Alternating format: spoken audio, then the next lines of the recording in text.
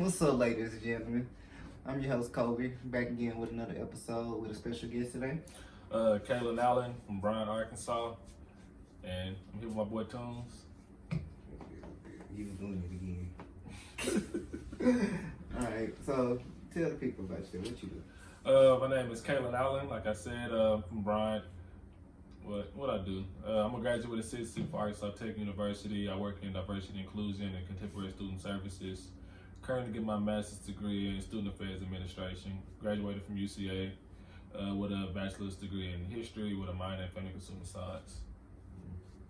That's a lot. How many times you gonna say it? Because it sounds so rehearsal. Hey, I say it all the time. It's straight to the point now.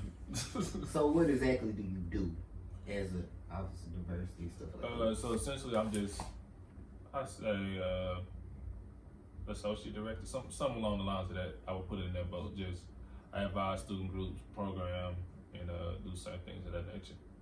Do you find it challenging being working at a PWI and trying to include, like, be the diversity guy, the guy that, I don't want to say it disrespect, the token black guy that they need on campus? Yes and no, for the simple fact that it's needed. If we don't have people to preoccupy their spaces, then we have no room to talk.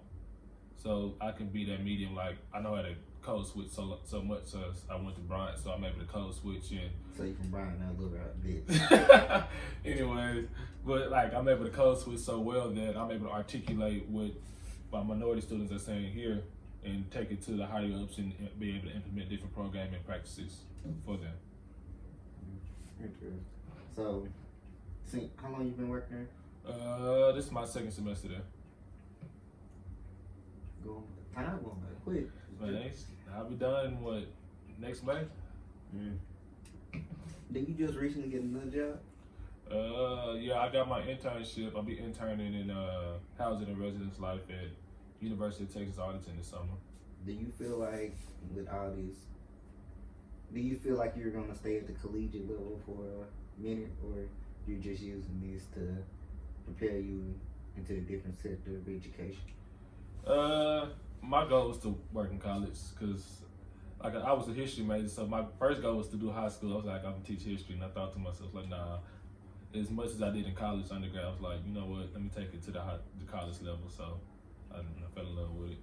But as far as like what I want to do with this, I genuinely don't know. Like, I want to go into public speaking, so I could do that sector, or I can just stay in like diversity and inclusion and do that.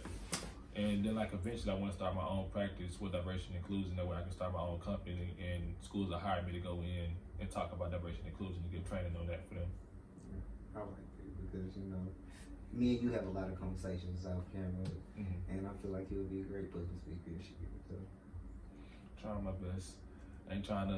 I like these people on Twitter with their, I put action behind my words. Stop it. Cause that's my guy. You shoot him. Don't shoot him. Don't shoot him, my guy on camera. I ain't no idiot. I'm a real nigga. Don't shoot him, my guy. I'm just putting action behind my words. I mean, I talk all this stuff on Twitter, but I'm actually advocating and doing what I need to do in those spaces. How you know they ain't doing it? Well, I'm not saying they're not doing it, but what I'm saying is I can only speak for myself. I can only speak for myself. So what I'm saying is the words I'm saying on Twitter, I'm backing it up by going in these spaces and creating for minority students. Give us an example of the time when you did that. I'm clueless. I don't know nothing about you. So let's say at UCA when I was an undergrad, I was president of Black Male Achievement Challenge. So I was able to implement the Barbershop Talk series, which is we allow black men to talk about their mental health problems in the barbershop setting because, hey, that's what we're most comfortable at. Be able to talk about, discuss different things. So implementing that, and it's still going on to this day. One of their biggest programs still. So. Don't drop your nets on me. You said what? You told me to brag. Hey, you told me to brag. I'm here for it. But what would you say to people say they ain't really nothing? What you mean? Like barbershop talk, because their idea has been used. Like actually, before you implemented with BMAC, it was the Qs did a program like this with the nigga, big dude, glasses. He had the barbershop talk. So no, I get it's been implemented, but to take it and putting it someplace and it's permanent and it's staying, like they came and went, but to implement it and have it staying and going, like it's no shade to them. Like I respect it because with higher education, I go to different universities and I take ideas all the time. But how can I take it and cultivate it to UCA's campus or take it and cultivate it to Arkansas Tech's campus? Because they may do it on a grander scale, but how do you literally target audience there at UCA or Arkansas Tech? You know, I like it because I feel like a lot of my ideas have been used.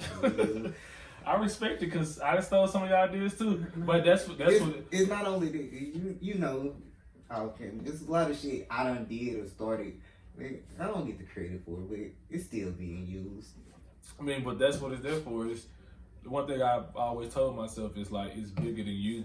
So regardless of the situation, somebody's stealing your credit, cool, it's bigger than you, but how's it impacting the next person?